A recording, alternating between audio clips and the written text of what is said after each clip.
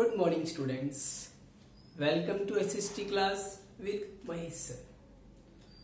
So dear student, जैसा कि हम ऐसे दौर से गुजर रहे हैं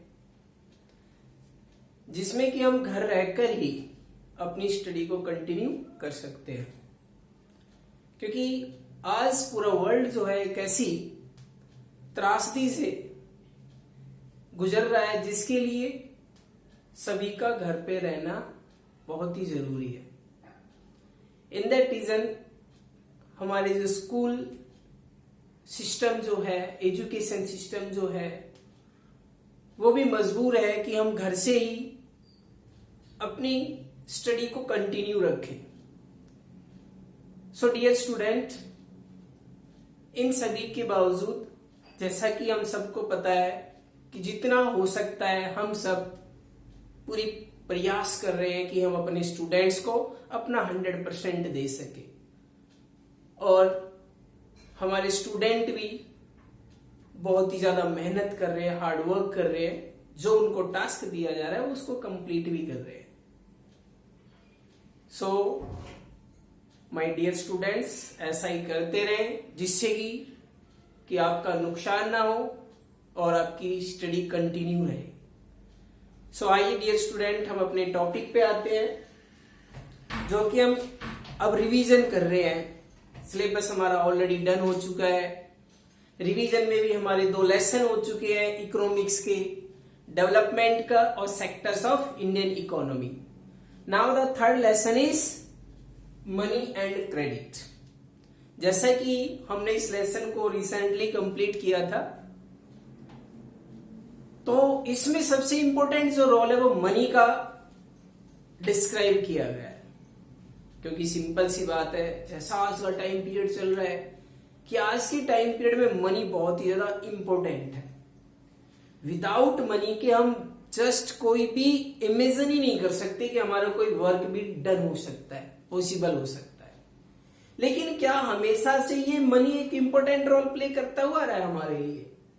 क्या हमेशा से हम इसके ऊपर निर्भर रहे हैं? नहीं, स्टार्टिंग से ऐसा नहीं था कि मनी ही ज्यादा इंपॉर्टेंट था। इससे पहले एक सिस्टम चला करता था जिसको हम बार्टर सिस्टम कहते थे। क्या कहते हैं? Barter system. और इस बार्टर सिस्टम के अंदर क्या होता है? Goods are exchanged without use of money. एक ऐसा सिस्टम था जिसमें मनी की रिक्वायरमेंट ही नहीं होती थी, जरूरत ही नहीं पड़ती थी। हम गुड्स का एक्सचेंज गुड्स के थ्रू ही कर लेते थे। जो हमें आवश्यकता है वो हम अपने नेबर से ले लेते थे, या फिर जो हमारे नेबर की रिक्वायरमेंट है हम उससे एक्सचेंज कर लेते थे, जिससे कि हमारी एवरी डे की जो नीड्स है वो फुलफिल हो जाती थी। फॉर एग्जाम्पल के तौर पर, जैसे कि हमारी बुक में भी स्टेटेड है, उसमें भी लिखा गया है कि यहाँ पर 3 सेलर्स है, जिसमें एक वीट प्रोड्यूसर है, दूसरा शू मेकर है, और तीसरा सपोज करो कोई रिटेलर है, थोक विक्रेता है सामान का, जो हम एवरीडे की नीड्स होती है।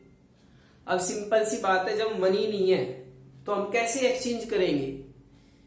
कि जो शू मेकर है, सपोज करो उसको वीट की रिक्वायरमेंट है, और जो वीट प्रोड्यूस कर रहा है उसको खाने पीने की दूसरी भी आवश्यकताएं होती है, और जो रिटेलर्स है उसको शूज की रिक्वायरमेंट है।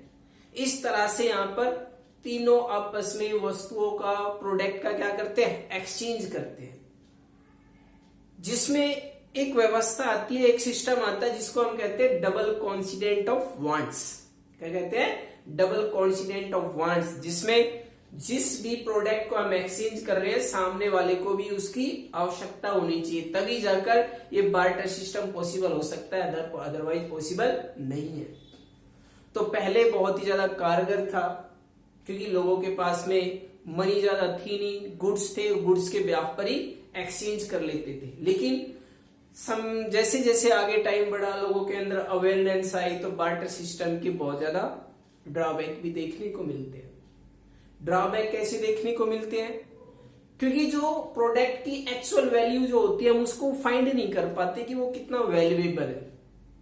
जो प्रोडक्ट हम एक्सचेंज कर रहे हैं सामने वाला हो सकता है उसके लिए ज्यादा डिमांड करे, हम वीट दे रहे हैं, वो कहेगा नहीं मुझे 10 पेयर शूज चाहिए, वो कह रहा है नहीं मुझे 100 केजी वीट चाहिए। तो इस तरह से डबल कॉन्फिडेंस का एक ड्रॉबैक भी था कि यहाँ पर हम प्रोडक्ट की जो एक्चुअल वैल्यू थी उसको फाइंड नहीं कर सकते थे, और इसी कारण से, इसी की वजह से टाइम के साथ साथ बार्टर सिस्टम को खत्म किया गया, रिमूव किया गया, और रिमूव करने में जो सबसे इंपॉर्टेंट जो रोल प्ले किया वो मनी ने किया। किसने किया है? मनी ने बार्टर सिस्टम को खत्म कर दिया, डबल कॉन्सिडेंट ऑफ वांट्स को खत्म कर दिया। आज हमारे पास में मनी है तो सिंपल सी बात है, जो हमारी डिजायर है, as we want we purchase anything, जो हमारी आवश्यकता है हम उसको खरीद सकते हैं। किसकी हेल्प से? मनी की हेल्प से। इन दैट रीजन यहाँ पर money double coincident of wants को और बार्टर सिस्टम को रिमूव करती है और एक नया कल्चर, एक नया सिस्टम का शुरुआत करती है जिसमें इंपोर्टेंस किसकी होती है? मनी की होती है। क्लियर है? सो डियर स्टूडेंट्स, नेक्स्ट जो टॉपिक आता है, जैसा कि इसमें दोनों मैंने स्टेटेड कर दिए हैं, जिसमें फर्स्ट बताया था बार्टर सिस्टम, दूसरा है double coincident of wants. Clear? Next, medium of exchange, that means money is a medium of exchange. आज के टाइम में मनी जो है वो क्या बन चुका है? मीडियम ऑफ एक्सचेंज बन चुका है। हम एनीथिंग को एक्सचेंज कर सकते हैं, परचेज कर सकते हैं। हमें आज बार्टर सिस्टम और डबल कॉन्सिडेंट ऑफ वांट्स की भी रिक्वायरमेंट नहीं है। कारण क्योंकि हमारे पास मनी है, और मनी को हम आज का मॉडर्न टाइम में प्रोडक्ट ऑफ एक्सचेंज कहते हैं कि किसी भी प्रोडक्ट को हम आसानी से एक्सचेंज कर सकते हैं, खरीद सकते हैं। किसकी हेल्प से? मनी की हेल्प से। जैसा कि स्टेटेड है, money act as an intermediate in the exchange process. Currency is authorised by the government as a medium of exchange. और हमारी जो गवर्नमेंट है, किसी भी कंट्री की जो गवर्नमेंट है, वो उसको ऑथराइज करती है। जो भी मनी या फिर करेंसी हम यूज करते हैं, हम अपने बेहाफ पर उसको प्रिंट नहीं करते, उसको प्रिंट या ऑथराइज करने का जो राइट है वो गवर्नमेंट के पास होता है। क्लियर? नेक्स्ट, जैसा कि अगर हम प्रेजेंट टाइम में मॉडर्न फॉर्म ऑफ करेंसी की बात करें, तो मॉडर्न फॉर्म ऑफ करेंसी में भी काफी बदलाव हुआ है। पहले करेंसी कुछ अलग होती थी, आज करेंसी की फॉर्म्स अलग हो चुकी है। अगर हम एंशिएंट टाइम की करेंसी की बात करें तो उसमें हम देखेंगे कि जो प्रीशियस मेटल्स होते थे, जिसमें गोल्ड, सिल्वर, ब्रॉन्ज, इन सब के करेंसी होती थी, कॉइन्स होती थी। उसके साथ साथ फिर समय के साथ बदलाव भी हुआ। एक टाइम ऐसे भी आया कि लेदर करेंसी भी इंडिया के अंदर फ्लो होनी स्टार्ट हो गई। कहने का मतलब है करेंसी के अंदर बहुत ही बदलाव हुआ। और आज अगर हम प्रेजेंट टाइम के अंदर मॉडर्न फॉर्म ऑफ करेंसी की बात करें तो जिसमें आपके पेपर नोट्स आते हैं, कॉइन्स आते हैं, प्लास्टिक करेंसी भी आती है। प्लास्टिक करेंसी जिसको आप क्रेडिट कार्ड या डेबिट कार्ड भी कहते हैं, ये सब किस में आता है? प्लास्टिक करेंसी के अंदर आता है। क्लियर? तो डियर स्टूडेंट्स, ये मॉडर्न फॉर्म ऑफ करेंसी है जिसमें कॉइन्स है, पेपर नोट्स है, या फिर आपकी प्लास्टिक मनी है, जो आज के प्रेजेंट टाइम में मॉडर्न टाइम के अंदर हाईली फॉलो ऑफ के अंदर है। क्लियर? नेक्स्ट, जैसे कि सिंपल सी बात है, इन एक्टिविटीज को, करेंसी को भी प्रिंट करने की अथॉरिटी हर एक प्रिंट नहीं कर सकता है कि हर एक बैंक इन पैसों को, करेंसी को प्रिंट करे। तो इसके लिए गवर्नमेंट ऑफ इंडिया की अथॉरिटी के ब्याफ, परमिशन के ब्याफ में गवर्नमेंट ने अपना एक इंस्टीट्यूशन या बैंक सेटअप किया हुआ है जिसका नाम है आरबीआई। तो जितने भी पेपर नोट्स हैं, एक्सेप्ट ओनली 1 रुपी नोट, 1 रुपए को छोड़कर जितने भी पेपर नोट्स हैं, उन सबको प्रिंट करने का जो राइट है या फिर जो प्रिंट करती है अथॉरिटी, उसको हम आरबीआई कहते हैं। कहने का मतलब है reserve bank of India all currency को प्रिंट करती है, जितने भी पेपर नोट्स हैं, सिर्फ 1 रुपए को छोड़कर। 1 रुपए का जो पेपर, 1 रुपए का जो नोट है, उसको भारत सरकार प्रिंट करती है। जैसे कि अगर आपके पास में प्रैक्टिकली देखना हो तो आपका 1 रुपए का नोट है तो उस पर ऊपर देखना, उसमें ऊपर लिखा होता है क्या? भारत सरकार। और बाकी के नोट्स पे लिखा होता है reserve bank of India. Clear है? और इसी से पता चलता है कि 1 रुपए को नोट को प्रिंट करती है भारत सरकार और बाकी के नोट्स को प्रिंट करता है reserve bank of India. Clear? Next आता है dear student, loan activities of banks या रोल ऑफ बैंक। बैंक्स का रोल क्या है या फिर लोन एक्टिविटीज कैसे फॉलो अप में होती है। तो मनी एंड क्रेडिट के अंदर जो हम टॉपिक रीड कर रहे हैं, इसमें बैंक्स का एक बहुत ही इंपॉर्टेंट रोल है, बहुत ज्यादा इंपॉर्टेंट रोल है। कैसे है, यहाँ पर हमने लिखा हुआ है। वैसे तो हम पहले से बता चुके हैं, रीड भी कर चुके हो आप, और इस लेसन को परफेक्टली भी आप जानते हो। मुझे पता है कि आपको लेसन आता है, फिर भी जैसे कि डिपॉजिटर, बैंक्स और बोरोवर्स, यहाँ पर तीन का बहुत ही इंपॉर्टेंट रोल होता है। डिपॉजिटर्स कौन है? जिस किसी के पास में सरप्लस मनी होता है, उस सरप्लस मनी को वो बैंक्स में डिपॉजिट करता है एज ए अपना सेविंग अकाउंट ओपन करा के। वो सेविंग अकाउंट ओपन कराते हैं, उसके पास में जो उनका पैसा है उसको डिपॉजिट करते हैं। क्लियर? और बैंक्स जो है इस सेविंग पर एक लिटिल अमाउंट में रेट ऑफ इंटरेस्ट भी देता है। क्या देता है? Rate of interest. इसके अलावा बैंक्स का रोल हुआ कि उन्होंने डिपॉजिटर से पैसे रिसीव किए, सेविंग किया। उसके बाद में जो बोरोवर्स है, या फिर जिसको जो पैसा लेना चाहता है, ब्याज लोन लेना चाहता है बैंक से, उनको बोरोवर्स या लोन एक्टिविटीज में इंक्लूड करते हैं। तो बोरोवर्स बैंक में अप्लाई करता है कि हमें लोन चाहिए, तो बैंक के पास अपना कोई मनी नहीं होता है, तो बैंक कहां से लोन देता है? सिंपल सी बात है, जो डिपॉजिटर्स होते हैं, डिपॉजिटर्स के मनी को ही वो बोरोवर्स को दे देता है। अब कैसे देता है, उसके लिए अलग अलग, जैसे कि आरबीआई ने कुछ इंस्ट्रक्शंस फिक्स कर रखे हैं, इंस्ट्रक्शंस बता रखे हैं कि कोई भी बैंक किस हद तक या किस अमाउंट में हाउ मेनी परसेंट लोन पे करेगा। क्लियर? जैसे कि सपोज करो कोई डिपॉजिटर है और इस डिपॉजिटर ने बैंक में 10,000 रुपए डिपॉजिट कर दिए। अब बैंक जो है वो 10,000 पूरा लोन नहीं देगा। क्यों नहीं देगा? क्योंकि पता नहीं when the depositors demand their money, depositor कब अपनी मनी की डिमांड कर दे। इन दैट रीजन आरबीआई ने एक इंस्ट्रक्शन दे रखा है, और इंस्ट्रक्शन है 85+15। कहने का मतलब है 85% जो डिपॉजिट मनी होता है बैंक उसको एज ए लोन प्रोवाइड कर सकता है, और 15% मिनिमम कैश बैलेंस हर एक बैंक को मेंटेन करके रखना पड़ता है, ताकि डिपॉजिटर्स जब चाहे अपने पैसा विड्रॉ कर सके। आया समझ? तो लोन एक्टिविटी में बैंक का बहुत ज्यादा इंपॉर्टेंट रोल है, एज ए मीडिएटर का रोल प्ले करता है, क्योंकि डिपॉजिटर्स में भी उस बोरोवर को नहीं जानता कि मेरा पैसा किसके पास गया है, या फिर बोरोवर को ये नहीं पता होता है कि उसने किस डिपॉजिटर का पैसा लिया है। यहाँ पर मेन रोल प्ले कौन कर रहा है? बैंक कर रहा है। बैंक ने डिपॉजिटर्स से लिया, डिपॉजिटर्स को उन्होंने एक रेट ऑफ इंटरेस्ट भी दिया जिससे कि इनको भी इनकम हुआ, और साथ में बैंक्स ने बोरोवर्स को एक तरह से मनी प्रोवाइड कर दिया एज ए लोन, जिसके बदले में बैंक्स जो है बोरोवर्स से थोड़ा हाई रेट ऑफ इंटरेस्ट लेता है। सपोज करो यदि 5 से 8% बैंक डिपॉजिटर्स को रेट ऑफ इंटरेस्ट देता है, लेकिन बोरोवर से वो 12 से 18% रेट ऑफ इंटरेस्ट लेता है।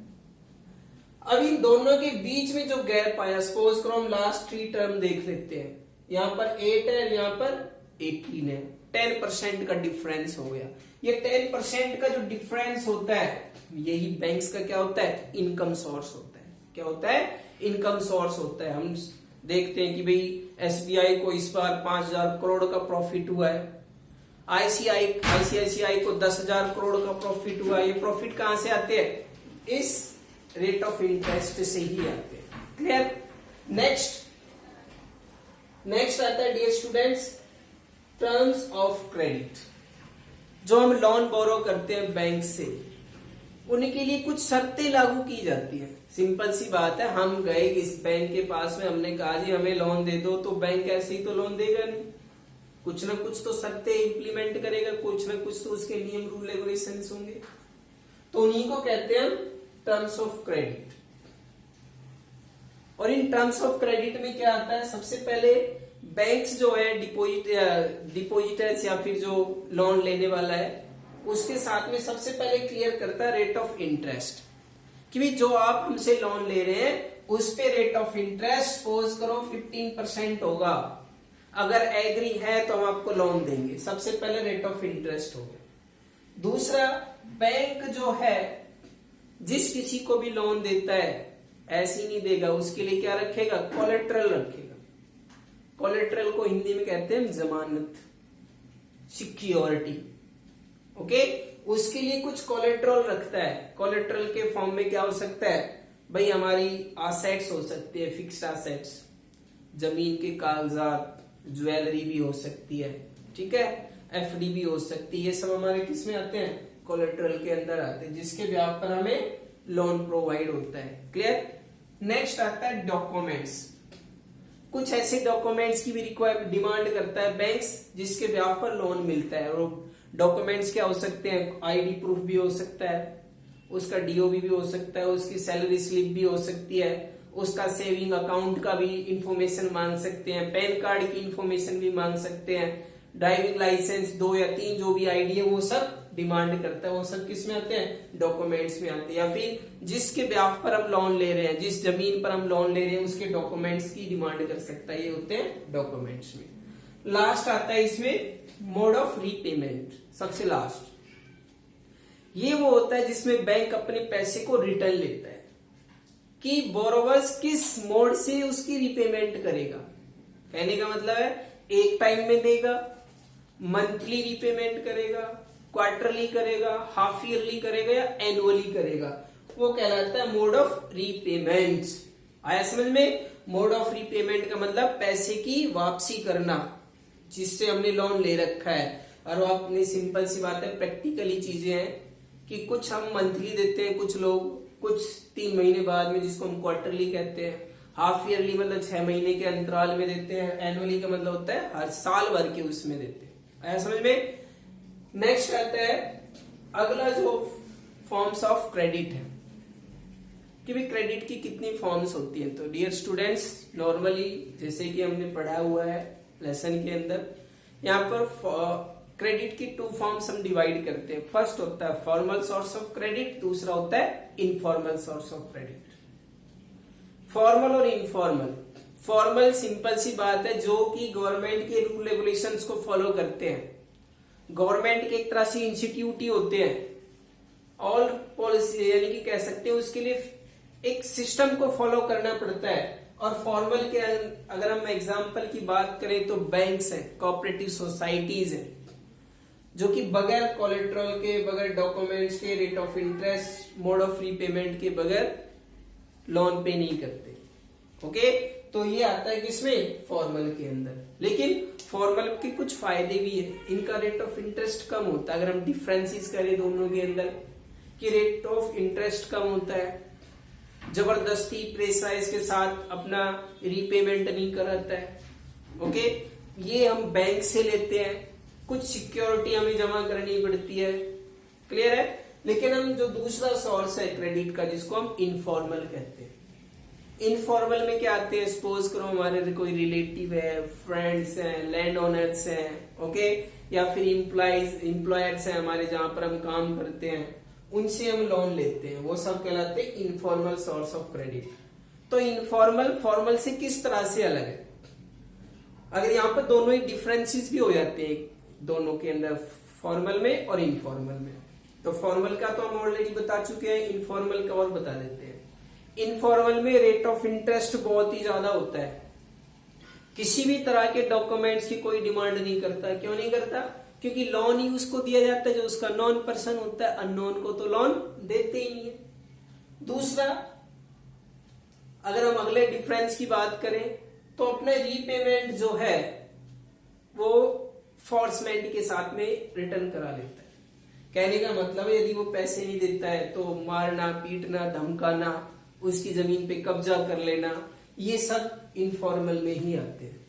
ठीक है। इन दैट रीजन हम कहेंगे कि जो फॉर्मल सोर्स ऑफ क्रेडिट है वो मोस्ट ऑफ प्रेफर करते हैं स्पेशली सिटीज में, और इनफॉर्मल सोर्स ऑफ को मोस्ट ऑफ जो प्रेफरेंस मिलती है वो रूरल एरियाज में मिलती है। कारण है क्योंकि रूरल एरियाज में सपोज करो इमीडिएटली हमें पैसे चाहिए होते हैं, शादी, कोई दूसरा फंक्शन है, कोई एनीथिंग, जो भी कोई भी काम हो, तो उसके लिए हम अपने रिलेटिव से, फ्रेंड से लोन लेते हैं, क्योंकि बैंक शादी के लिए लोन नहीं देता है, ओके, उन सब के लिए लोन प्रोवाइड नहीं करता, लेकिन हम इनफॉर्मल सोर्स ऑफ से वो लोन ले सकते हैं और with in an day meal जाता है, जबकि बैंक्स में विद इन एन डे नहीं मिलता, उसमें कुछ प्रोसेस को फॉलो करना पड़ता है, तब जाके हमें लोन मिलता है। क्लियर?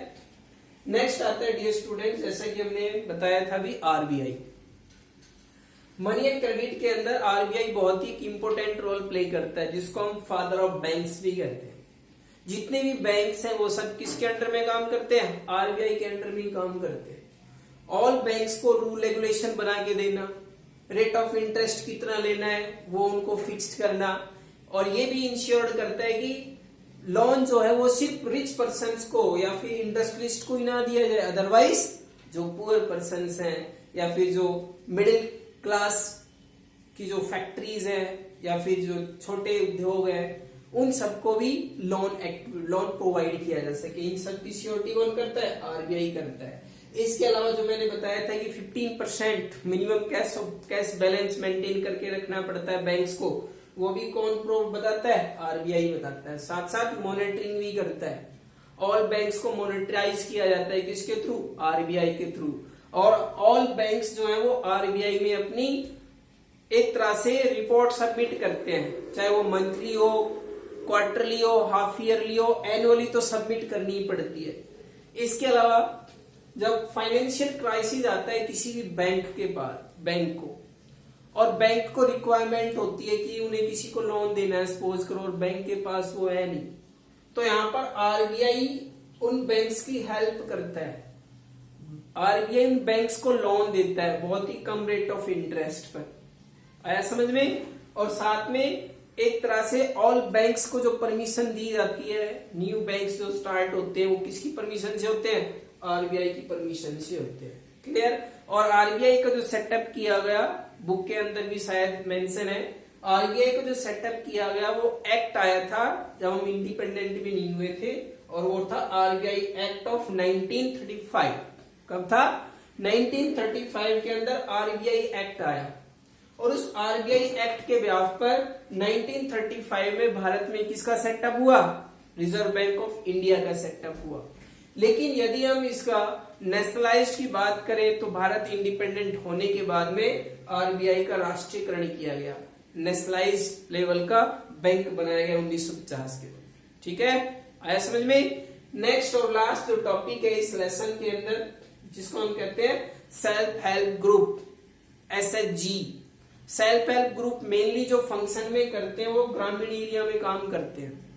जो रूरल एरियाज है वहां पर जो पुअर सेक्शंस होते हैं, महिलाएं जो होती है, उनको आत्मनिर्भर बनाने के लिए, अपनी छोटी छोटी सेविंग इकट्ठा करने के लिए, ताकि अपने जो छोटे मोटे काम है वो अपने व्याप पर ही निकाल सके, फैमिली के मेंबर्स पर निर्भर ना रहे। इसके लिए लगभग 15 से 20 वुमेन्स होती है जो अपना एक ग्रुप बनाती है। How many? 15 से 20 वुमेन्स। और ये एक लिटिल अमाउंट सेव करती है, जैसे कि आपकी बुक में लिखा हुआ है 25 रुपए से स्टार्ट करते हैं और 25 से अप टू 1000 तक चले जाओ, 1000 रुपए तक का इसमें सेविंग करते हैं। अगर सपोज करो यहाँ पर 20 महिलाएं हैं, 20 वुमेन्स एक ग्रुप बना लिया और उस ग्रुप को नाम दे दिया एबीसी, कुछ भी नाम दे दिया, और वो 1000 रुपए से स्टार्ट करती है, तो उनका सेविंग 1 मंथ में कितना हो गया? 20,000 रुपए हो गया। इस 20,000 को या तो कोई उनमें से सपोज करो कोई एक वुमेन लेना चाहती तो उसको दे दे, अगर किसी को आवश्यकता नहीं है तो उसमें ये जो सेल्फ हेल्प ग्रुप है अपना एक अकाउंट ओपन कराती है बैंक में, उस बैंक में इस मनी को डिपॉजिट कर देती है और बैंक इसमें फिर उनको रेट ऑफ इंटरेस्ट भी देता है।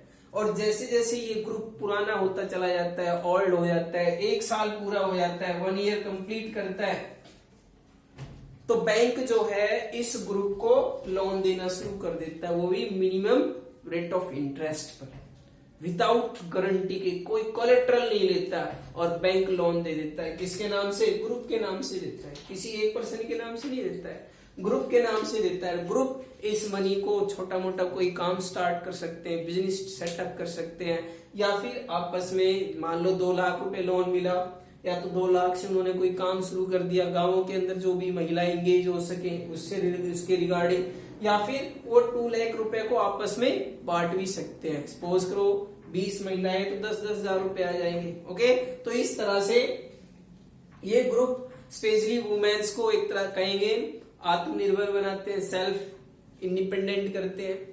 जो घर के अंदर झगड़े होते हैं उसको भी रिमूव करने में हेल्प करते हैं। और भी कई सारे discussion in self help group में किए जाते हैं कि किस तरह से जो वायलेंस, घरेलू झगड़े जो होते हैं उसको कैसे खत्म किया जाए, किस तरह से वुमेन घर के अंदर अपना पार्टिसिपेशन बढ़ाए, किस तरह से फाइनेंशियल क्राइसिस से बाहर निकले, इन सब पे भी डिस्कशन होता है। और आज तो सेल्फ हेल्प ग्रुप बहुत आगे बढ़ चुका है। गाँव कभी देखा होगा, अगर देखने को मौका मिले, कभी उसको समझने का मौका मिले तो किसी विलेज में जाना, सेल्फ हेल्प ग्रुप के जो मेंबर्स होते हैं उनसे बात करना, तो बताएंगे कि वो सिर्फ सेविंग ही नहीं करते, पैसे ही नहीं बांटते हैं, अदरवाइज जो गांव विलेजेस के अंदर जो प्रॉब्लम होती है ना उसको भी सॉर्ट आउट करने का काम करते हैं। आया समझ? और डियर स्टूडेंट, ऐसे ही कई ग्रुप हैं, हमारे यहाँ पर भी हैं। और उन्होंने हमारे गांव के जो ग्रुप हैं उन्होंने भी जो अभी एक कोविड-19 जो प्रॉब्लम चल रही है, इन ग्रुप ने मिलकर रिलीफ फंड में, जो हमारे हरियाणा मुख्यमंत्री रिलीफ फंड है, उसमें 31,000 रुपए डोनेट किए हैं। किसने? सेल्फ हेल्प ग्रुप ने। कहने का मतलब है ये आत्मनिर्भर तो बनते ही हैं, टाइम आने पर देश की, समाज की भी हेल्प करते हैं। तो आई थिंक आपको टॉपिक समझ में आया होगा। वैसे तो कोई ज्यादा हार्ड है नहीं, इजी सा टॉपिक है, पहले भी हम कर चुके हैं, अब फिर से हो गया है। ओके, एक बार बुक फिर से रीड कर लेना, क्लियर? और इसी लेसन का नेक्स्ट डे में टेस्ट लेंगे, ठीक है? Okay, bye student, take care, stay home, bye.